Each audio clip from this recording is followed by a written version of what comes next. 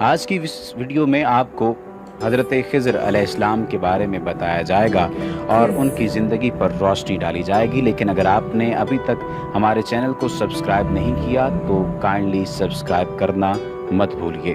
جن کے بارے میں یہ بات کہی جاتی ہے کہ حضرت خضر حضرت آدم کی وہ اولاد ہیں جو تا قیامت زندہ رہے گی۔ حضرت خضر اور آب حیات کی حقیقت کے بارے میں آج کی اس ویڈیو میں آپ کو بتایا جائے گا اور حضرت خضر علیہ السلام کی زندگی کے چند پہلوؤں پر بھی روشنی ڈالی جائے گی۔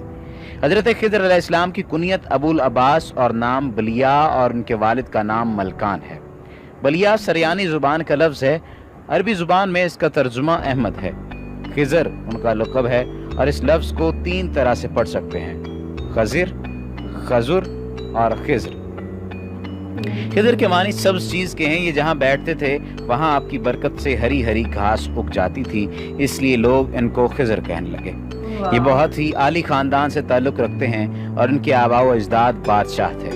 بعض عارفین نے فرمایا ہے کہ جو مسلمان ان کا اور ان کے والد کا نام اور ان کی کنیت کا نام یاد رکھے، انشاءاللہ تعالی اس کا خاتمہ ایمان پر ہوگا۔ تو اگر ہو سکے تو اس کنیت کو یاد رکھیے گا۔ ابو العباس بلیا بن ملکان، یہ حضرت خضر علیہ السلام حضرت ذوالقرنین علیہ السلام کے خالہ زاد بھائی بھی تھے۔ حضرت خضر علیہ السلام حضرت ذوالقرنین کے وزیر اور جنگلوں میں علم بردار رہے ہیں۔ یہ حضرت سام بن نوح کی اولاد میں سے ہیں اور تفسیر ساوی میں ہے کہ حضرت ذوالقرنین حضرت ابراہیم خلیل اللہ کے دست حق پرست پر اسلام قبول کر کے مدتوں ان کی صحبت میں رہے اور حضرت ابراہیم خلیل اللہ نے ان کو کچھ وصیتیں بھی فرمائی تھی۔ تو اس سے یہ معلوم ہوتا ہے کہ حضرت خضر کا دور حضرت ابراہیم علیہ السلام کے دور کے فوری بعد کا ہی ہے۔ سوال یہ پیدا ہوتا ہے اور کچھ لوگ یہ جاننے کی کوشش کرتے ہیں کہ کیا حضرت خضر زندہ ہیں؟ تو جواب تحقیقات کے حوالے سے آج آپ کو دیا جائے گا۔ اس میں کچھ علماء نے اختلاف کیا ہے، لیکن جمہور علماء یعنی کثیر علماء کی یہی رائے ہے کہ وہ زندہ ہیں، بلکہ ان کی ملاقات حضرت موسیٰ علیہ السلام سے بھی ثابت ہے، حالانکہ آپ کا دور حضرت موسیٰ علیہ السلام سے کئی 100 برس پہلے حضرت ابراہیم علیہ السلام کے دور کے فوری بعد کا ہے۔ تفسیر روح البیان میں ہے کہ حضرت یوسف علیہ السلام جو کہ حضرت ابراہیم علیہ السلام کے پڑپوتے ہیں، ان کے درمیان اور حضرت موسیٰ علیہ السلام کے درمیان 400 سال کا فرق ہے۔ تو اس لحاظ سے حضرت موسیٰ علیہ السلام حضرت خضر علیہ السلام سے تقریباً 600 سال بعد پیدا ہوئے ہوں گے۔ واللہ تعالی عالم۔ امام بدر الدین عینی صاحب شرح بخاری نے ان کے متعلق لکھا ہے کہ جمہور کا مذہب یہ ہے اور صحیح بھی یہ ہے کہ وہ نبی تھے اور زندہ ہیں۔ اسی طرح تفسیر خازن میں ہے کہ اکثر علماء اس پر ہیں اور مشائخ و صوفیاء اصحاب عرفان کا اس پر اتفاق ہے کہ حضرت خضر علیہ السلام زندہ ہیں۔ شیخ ابو عمر بن صلاح نے اپنے فتاوی میں فرمایا کہ حضرت خضر جمہور علماء اور صالحین کے نزدیک زندہ ہیں۔ اب آپ کو آب حیات کی حقیقت کے حوالے سے بتاتے ہیں۔ آب حیات کے متعلق بہت سارے اختلافات ہیں۔ بعض لوگ اس کو ایک افسانے کے علاوہ کچھ نہیں کہتے، کیونکہ آب حیات کا تذکرہ نہ قرآن پاک میں ہے نہ ہی کسی صحیح حدیث میں۔ ہاں، کچھ علماء کرام نے اس کا تذکرہ اپنی تفاسیر میں حضرت ذوالقرنین کے پہلے سفر کے زمرے میں کیا ہے، جیسا کہ تفسیر خزائن العرفان میں نقل کیا گیا ہے کہ حضرت ذوالقرنین نے پرانی کتابوں میں پڑھا تھا کہ سام بن نوح کی اولاد میں سے ایک شخص چشمہ حیات سے پانی پی لے گا تو اس کو موت نہ آئے گی، اس لیے ذوالقرنین نے مغرب کا سفر کیا۔ آپ کے ساتھ حضرت خضر علیہ السلام بھی تھے، وہ تو آب حیات کے چشمہ پر پہنچ گئے اور اس کا پانی بھی پی لیا، مگر حضرت ذوالقرنین کے مقدر میں نہیں تھا، وہ محروم رہ گئے۔ اس سفر میں آپ جانب مغرب روانہ ہوئے تو جہاں تک آبادی کا نام و نشان ہے وہ سب منزلیں طے کر کے آپ ایک ایسے مقام پر پہنچے کہ انہیں سورج غروب کے وقت ایسا نظر آیا کہ وہ ایک سیاہ چشمے میں ڈوب رہے ہیں، جیسا کہ سمندری سفر کرنے والوں کو آفتاب سمندر کے کالے پانی میں ڈوبتا نظر آتا ہے۔ وہاں ان کو ایک ایسی قوم ملی جو جانوروں کی کھال پہنے ہوئے تھی، اس کے سوا کوئی دوسرا لباس ان کے بدن پر نہیں تھا اور دریائی مردہ جانوروں کے سوا ان کی غذا کا کوئی دوسرا سامان نہیں تھا۔ یہ قوم ناسک کہلاتی تھی۔ حضرت ذوالقرنین نے دیکھا کہ ان کے لشکر بے شمار ہیں، یہ لوگ بہت ہی طاقتور اور جنگجو ہیں، تو حضرت ذوالقرنین نے ان کے گرد اپنی فوجوں کا گھیرا ڈال کر ان لوگوں کو بے بس کر دیا۔ چنانچہ کچھ تو مشرف با ایمان ہو گئے، لیکن کچھ آپ کی فوجوں کے ہاتھوں مقتول ہو گئے۔ اس طرح تفسیر خازن اور شیخ ابو عمرو بن صلاح نے اپنے فتاوی میں فرمایا کہ حضرت خضر اور الیاس جمہور علماء و صالحین کے نزدیک زندہ ہیں اور ہر سال زمانہ حج میں ملتے ہیں، اور یہ کہ حضرت خضر نے چشمہ حیات میں غسل فرمایا اور اس کا پانی بھی پیا۔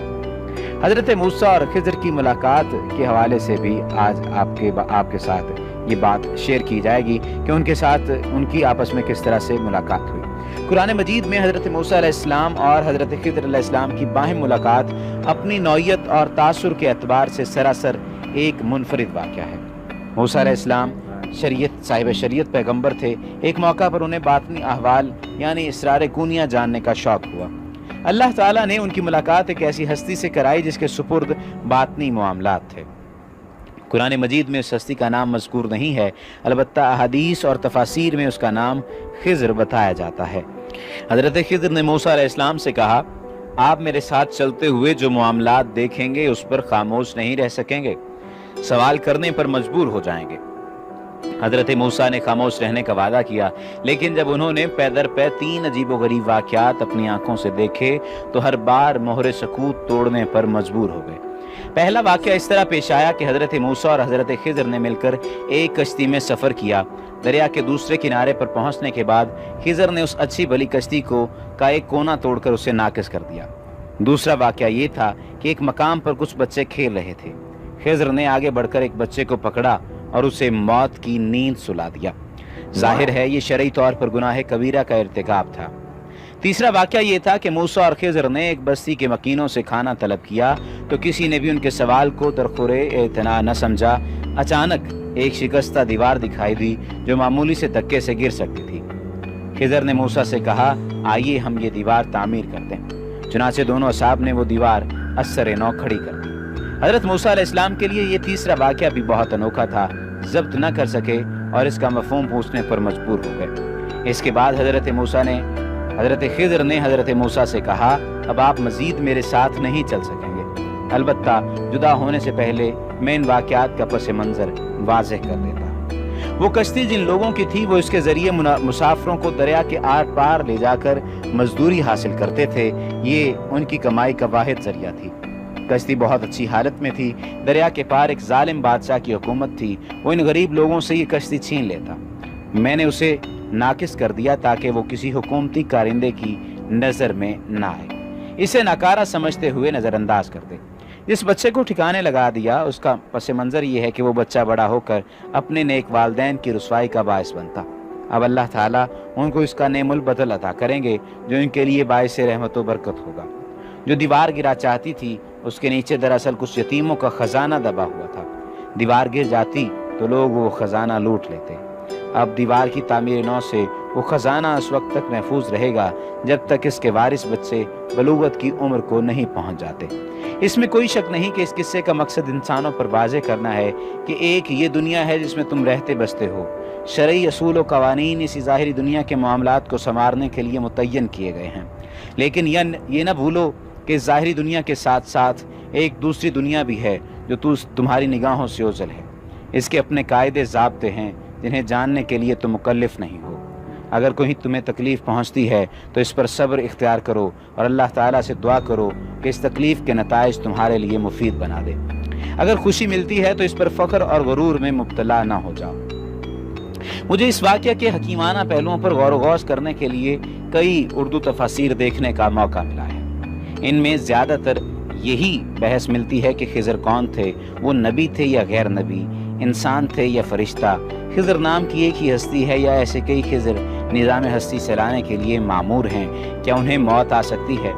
تشریعی اور تکوینی امور کیا ہوتے ہیں اور تکوینی امور تشریعی امور سے کس طرح مختلف ہیں؟ علماء تفسیر نے اس حوالے سے بہت کچھ لکھا ہے، لیکن اس طرف دھیان نہیں دیا کہ اس میں اجتماعی زندگی کے بارے میں بھی بہت فکر آفرین حکمتیں پوشیدہ ہیں۔ چونکہ ہمارے علماء کرام آج کے دور کی پیدا کردہ الجھنوں اور پیچیدگیوں کو نہیں سمجھتے، اس لیے صرف قصے کی غرابت بیان کرنے تک بحث محدود رکھی ہے۔ میرا خیال ہے کہ اس قصے کی حیثیت علامتی ہے، جس میں ظالم بادشاہ اور کشتی کے جن غریب مالکان کا ذکر ہے وہ آج کی دنیا میں بھی دیکھے جا سکتے ہیں۔ پرانے وقتوں میں بادشاہوں کو ہوس ملک گیر بے چین رکھتی تھی، وہ آئے روز ہمسایہ ریاستوں پر چڑھائیاں کرتے رہتے تھے، مقصد مال و دولت لوٹنا ہوتا تھا۔ اپنے لاؤ لشکر کے لیے انہیں کشتیوں کی بھی ضرورت پڑتی تھی۔ جب ان بادشاہوں کے کارندے رعایا میں سے کسی کے پاس صاف ستھری اور مضبوط کشتی دیکھتے تو اس سے چھین لیتے تھے۔ جس سے کشتی چھینتے تھے اس کی فریاد سننے والا کوئی نہیں ہوتا تھا۔ آج کی حکومتوں کا کردار بھی اس سے مختلف نہیں ہے۔ ہمارے علماء دین یہ نہیں بتاتے کہ آج کی حکومتیں بھی اپنے خزانے بھرنے کے لیے اپنی رعایا سے بہت کچھ چھین لیتی ہیں۔ امید ہے کہ یہ ویڈیو آپ کو سوچنے پر بھی مجبور کرے گی۔